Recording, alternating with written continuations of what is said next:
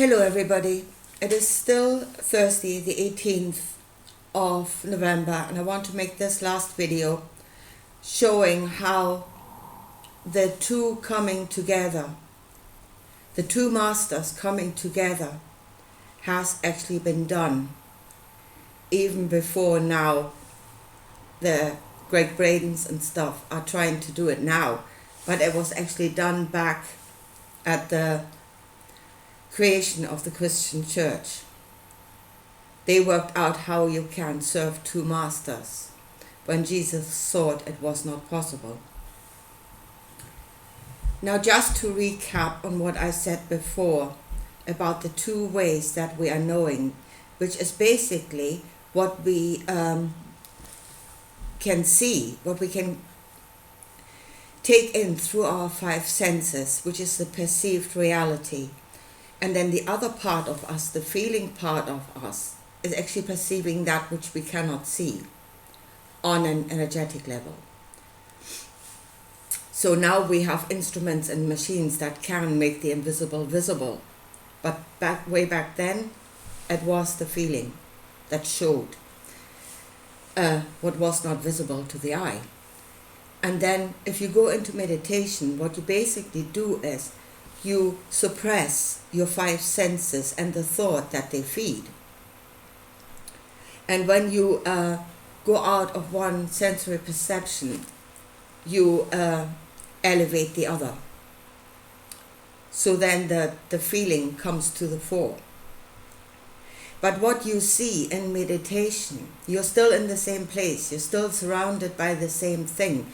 You are still seeing the same thing as you did before through your eyes. You're still seeing the same thing, only you're looking at it a different way. That is all you're doing. Right, so the Whore of Babylon and how to serve two masters. Now when Jesus came with this teaching, and it is again a level of awareness, and your level of awareness is according to how much the I Am can see itself as a part of everything else. The more you can incorporate yourself in, the greater your awareness.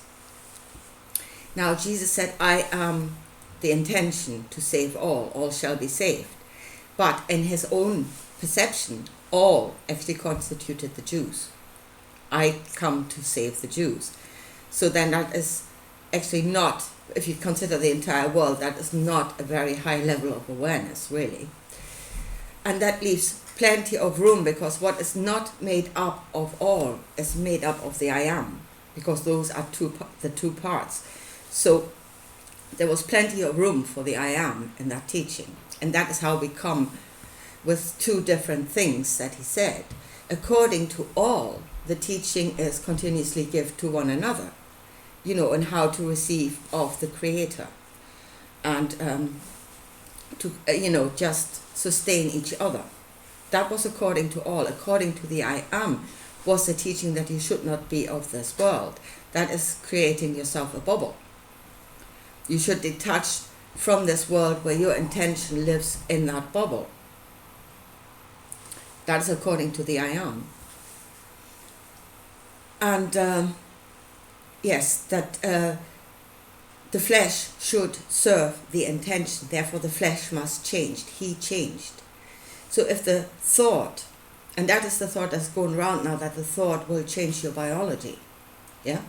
So if the thought is according to the intention, the thought goes before, and the biology and your feeling will follow. You're basically indoctrinating yourself. You're changing yourself, and that is all the one-eyed people that are now running around, set on the intention. So those were the two parts that were actually not together but separate at that time. Now, when Rome and the Jewish priests came together, they brought those two pieces together, and they created something out of the two. And that's what I want to show you. Now, they came together under the understanding that my enemy's enemy is my friend. So the priests had built a power base based on spiritual understanding, which of course the teaching of Jesus, that was a new spiritual understanding that was given to all and therefore eroding their power base. That is the whore. That is the whore that is intent on keeping her own riches. Now the beast is Rome. Rome also built an empire, but that was built on the intellect. Yeah, creating political systems and technology.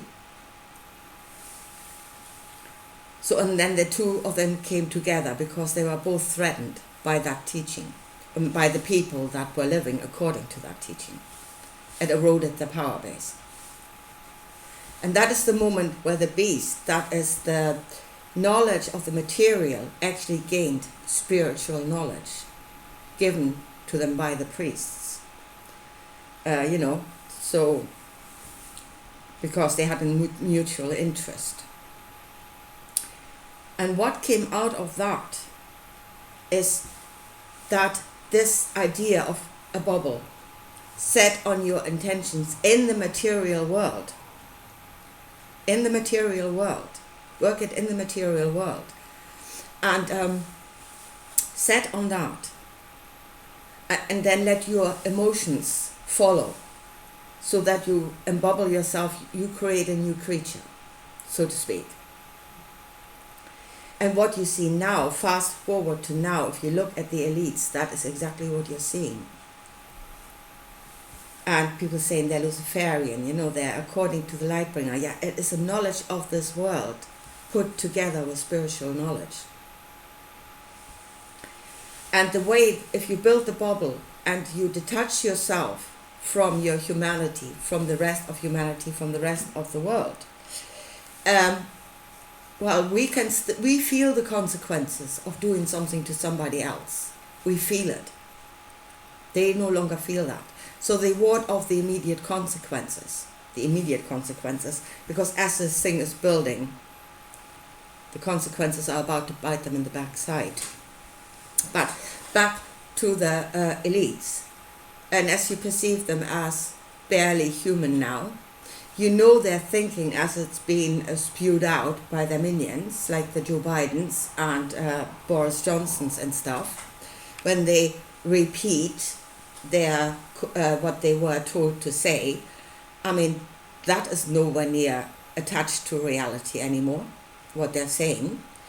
You can still see it working it the same way as they did before. They take the knowledge, they work it for themselves or whatever will serve their intention. They suppress what doesn't serve their intention. What is given to one another is strictly inside the bubble. And that a distortion of knowledge is being given to everybody else. You can see it so clearly now. And I've just shown you the roots. That was the whore and the beast coming together, was the roots of all of this. The reason why we can see it so clearly now is because their bubble is about to burst. As I said, they can ward off by their detachment the immediate consequences, but not in the long run. And the bubble is about to burst. Now, have they learned anything from all of this? I mean, they have spiritual knowledge and knowledge of this world. And if you see an Angela Merkel standing in a flooded Germany saying, "We will beat nature," and you hear the chorus of the rest of them, "Build back better," what they're actually talking about is the next bubble, and that one will obviously stand. I mean, all the others did burst, but the next one will be the one that will stand up. So no, they haven't learned a damn thing. So it is up to us to see clearly, to understand what happened here on a material and on a spiritual level. Yeah? And we must stop becoming the workforce for them to build the next bubble. But out of this understanding, we must create something new for ourselves. Yeah? I mean, they are still a part of humanity. and it's up to them whether they want to join. It is the way of, if we could, to actually move them to jealousy, that they actually want to join, and if they don't, then you can lead a horse to water, you can't make it drink. It's up to them.